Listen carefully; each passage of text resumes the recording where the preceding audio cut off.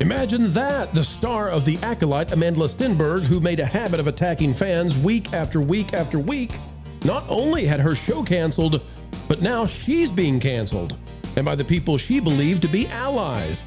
Today, we'll share with you why she's being kicked out of a project, or at least told that nobody will support her, and it's all because of her skin color. No, really.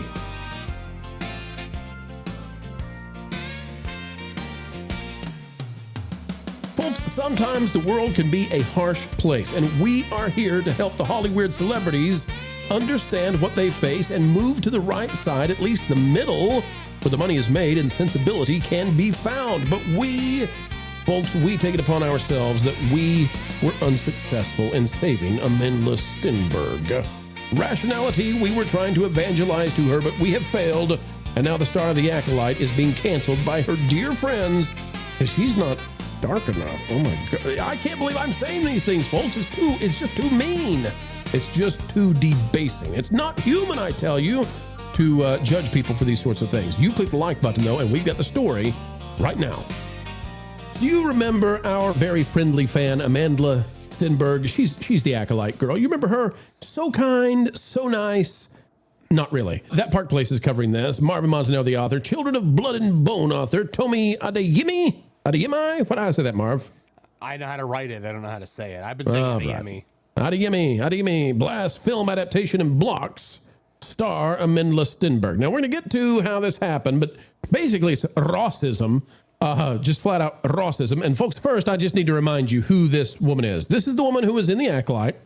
And once she thought she had just a teeny weeny itty bitty bit of power, she released a diss track online during The Acolyte to mock fans of Star Wars. And here you can see some of the lyrics. White people cried they could see us as human beings.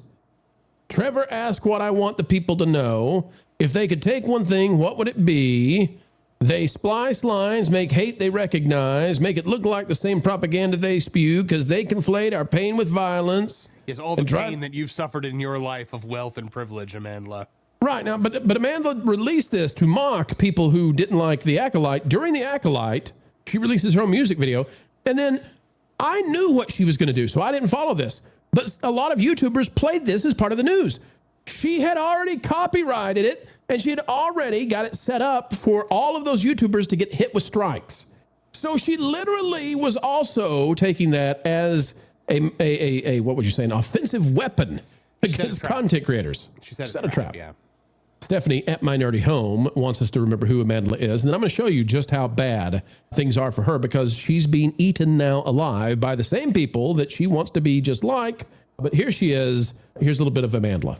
I just want to take this moment to fully address in video format this perception that exists of me that I steal roles from dark-skinned women. I've spoken about it a lot already, but mostly in print interviews. And the realization that I should have come to a lot more quickly was that nobody's trying to read all that, ever. So I'm hoping that with this, at least a feeling of acknowledgement can be achieved. I've been through a lot of shit, y'all. Like, this year was mostly defined for me, honestly, by contending with what it felt like to receive racist death threats just for existing in the Star Wars universe. And that was a really difficult thing for me to move through. But honestly, it feels so much more painful for me to feel like I'm at odds with my own community. I just want everybody to know that this is important to me, that I think about it with every choice that I make, that I would never navigate my career blindly and ignorantly, not thinking about my skin tone or the space that I occupy. And I would never go after a role that I didn't feel like was right for me to chase, that I want to see all skin tones represented in media. I know that colorism is an insidious system that impacts every single facet of entertainment just relentlessly. I also just have to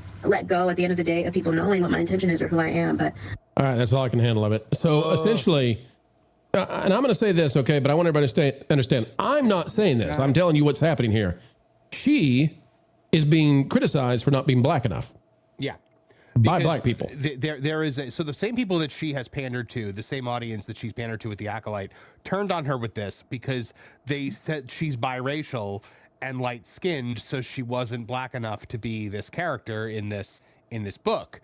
And she responded, well, I'll let you get to what she said and what she said the author said and who she had in her corner backing her, because that's pretty tremendous. So the author says she's not going to watch the movie adaptation of her book because of Amandla Stenberg. She says, this is the author now. There is a reason I will not post anything about the adaptation of my work. That's all. She later elaborated, which means that's not all.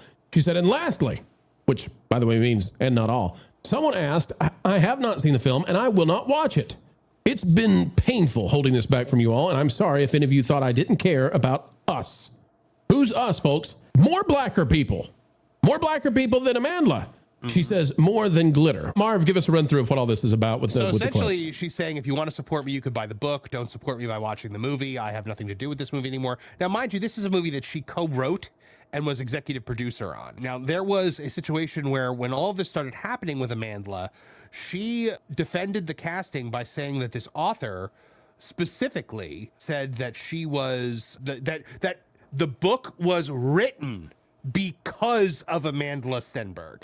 She said that the author told her that when she had all the racist backlash against her during the Hunger Games, that was when she decided that this story had to be told. And then Amandla Stenberg said, and that's when I knew that God wanted me to have this role. She literally said that. And so she did a TikTok video defending the casting and saying that the author was backing her, and that the author cried over it, and how perfect it was. And then the author included in that video, Pro, a screen cap of the text, and I have it embedded in the article of the text. It is the most simple thing that you could possibly say to a person. I'm still scared to show it. Just scroll down. Okay, I'm trusting in you. Is this it? There it is. Yep, that's it. Okay, so this is from the author to Amandla, right? So yeah, Amandla was the one up top. This is from the author right here. Do not ever use my name in an interview or video again. Do not text me. Do not call me. You blocked this contact. That's Amandla. So the author of the book, and all because, folks, I'm being honest here, all because Amandla is not black enough for these people. So Tabitha, I want to go to you. What goes around comes around. Amandla was all too excited to insult as many people as she could along racial lines, set up traps for content creators, destroy her career, just get wiped out by the Acolyte. Now she moves on to this one, and the people she thought would defend her suddenly say, oh, you're half black. And I just think all of you people deserve each other. All of these people, because they see the skin and nothing else about human beings. And I think they're just all terrible, and they should just all go join up together and have their drama, and we'll kind of watch it every once in a while. But I just think they're all awful people. Well, I guess I'm just a little bit confused. Did I understand that correctly, that the author had a hand with the production of this film? She co-wrote the script, yes. Okay, she co-wrote the script, but she had nothing to do with the casting. Yeah, and she said in another comment that if you think something, that the final decisions were all the directors, and if you have been told that something was my decision, it was not. Mm-hmm. And a lot of people are taking that as that's Amandla Stenberg. Well, it's one of those things where, if you're going to have something that you created and then hand it over to other people and you don't pull a J.K. Rowling on it, it's kind of your own fault for whatever direction the production company might go with. If you don't have explicit contracts saying everything is run through me and requires my permission, or whatever legalities are allowed when it comes to something like this, it is your own fault. If she didn't explicitly, which would be really kind of a dirty thing to say, but I get it. But if she didn't explicitly say, look, I want, more sub-Saharan looking folk in my film. Go to Home Depot and get some color swatches and be like, all right, if they don't match this palette, they're out. And, we're living in a time frame too where I don't think that it's necessarily, we're very sensitive to these things, but if you really believe in the heart of your project, I don't think that it's racism. I don't think that it's ill meaning to say, I would like this to be true. I don't know anything about this book, but it's like, if you really wanted it to be authentic to what you did your research for, what you based your book on, I don't know if it's historical. I have no idea. I've never heard of this book before. It's a fantasy book. Oh, okay. Well, you do get a lot of liberties when it comes to fantasy, but again, if you're the creator we have all, like, I think everybody's taken a page out of both George Lucas's book and J.K. Rowling's book. If you're willing to hand over your creative baby to somebody, you got one of two routes. You either have a lot of control or you don't. And so don't be crying when things don't go your way and your book sales skyrocket, most likely because of the exposure, and then have the audacity to look at a young woman, regardless of her politics and how hateful she might be, to look at a young woman and just say, I don't think you're good enough just because of the color of your skin.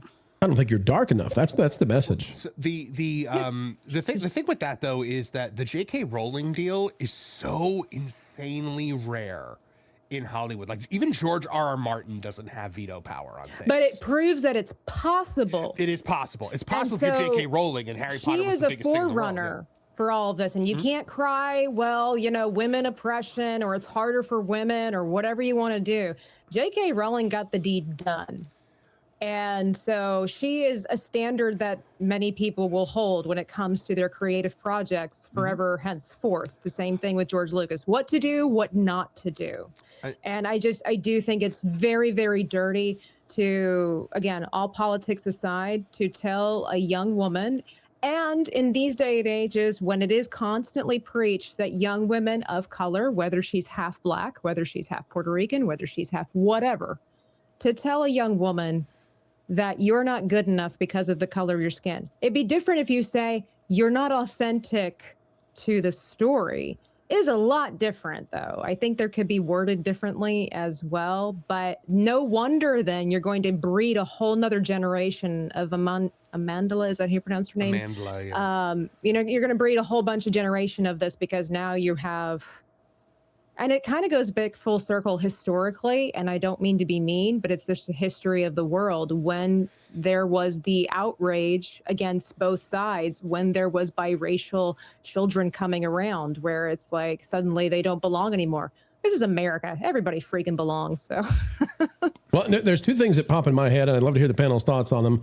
The first is, you know, one of the things I think about is the interview that Oprah did so long ago with Michael Jackson, where he had vitiligo, and she said, "Are you ashamed of being black?" You know, and I think, you know, there was a defense of Michael Jackson then, and rightfully so. You know, well, he's, you know, his ethnicity is his ethnicity. He has a disease that is changing his skin color, but his ethnicity is his ethnicity. And I just think, you know, it's so interesting to see that belief that we're going to judge you based on, like, not even your ethnicity, but like the tone, right? So light skin, dark skin, that's a thing inside some communities. And this is definitely there. And the second thing I ponder is that Amandla thought she was on the side of the oppressed, even though she's ultra rich. She was playing the oppressed card, and that's what made it okay. That justified her doing the discourse track, and that justified her being just so offensive as a Star Wars actress. You know, she had all of that power.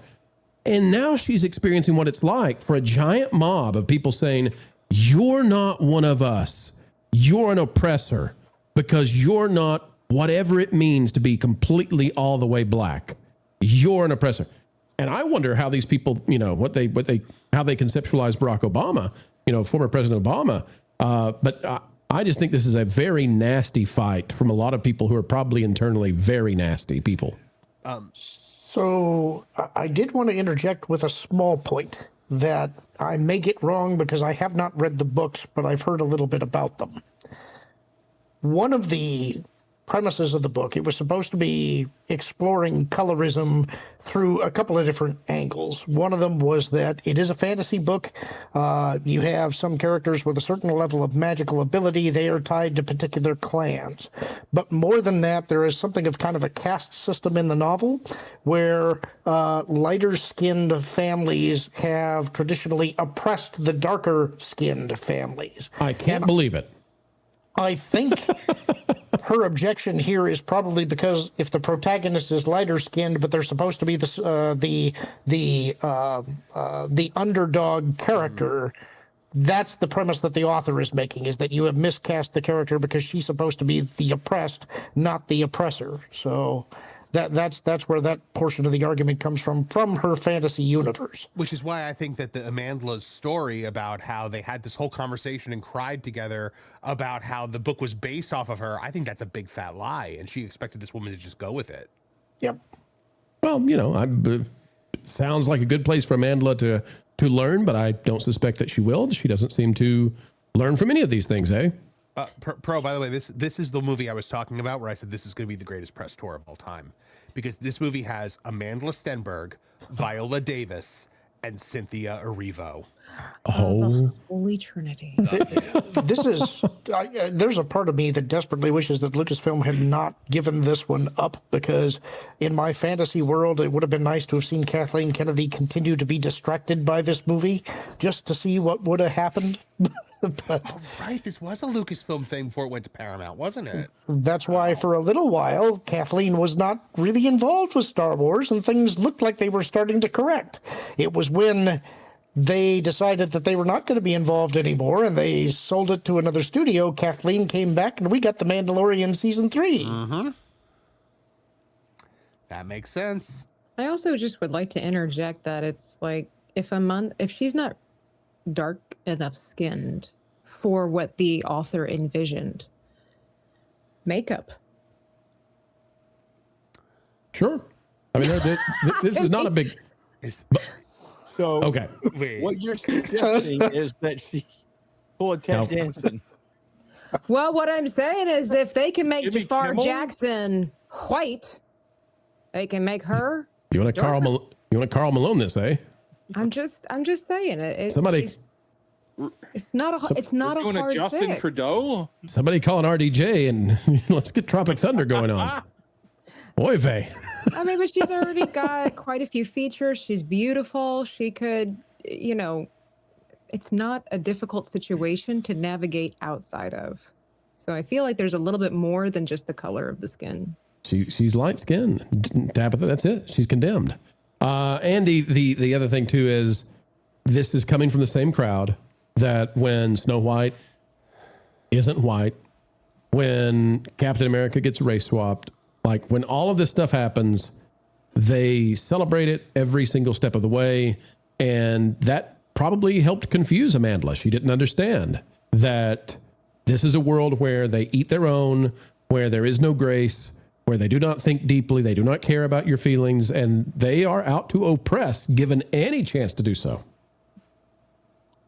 I remember, I believe it was Rush Limbaugh covered this story many years ago, that there was in California, in Los Angeles, there was a gay softball team or league, and they kicked out the bisexual player because he wasn't gay enough.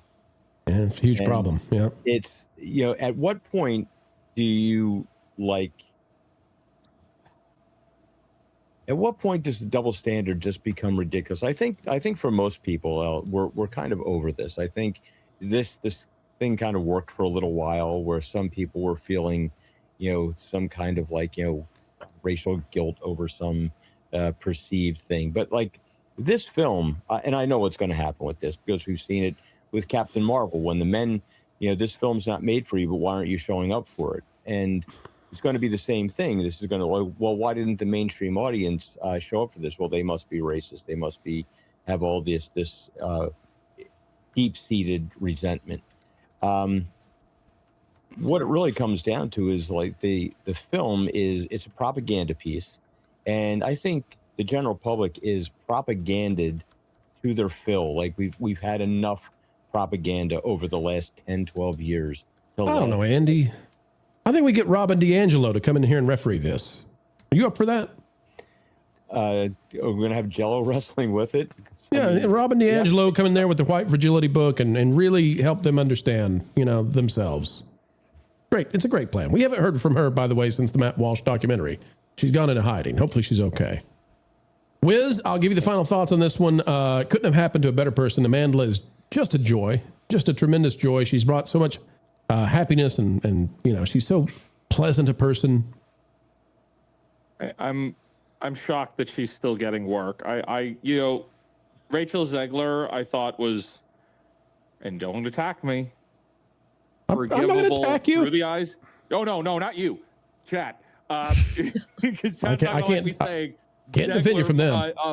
Zegler might have been more forgivable in the eyes of Hollywood, but what Amandla did was a direct, long-winded, as episodes were dropping, attack on the audience. She dropped the diss track on them.